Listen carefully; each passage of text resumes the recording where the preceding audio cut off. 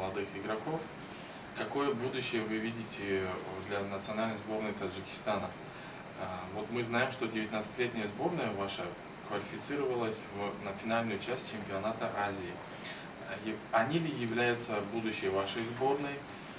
И мы наверняка что вы не квалифицируетесь в следующий раунд отборочных игр чемпионата мира. Какова ваша задача? Это азиатские игры?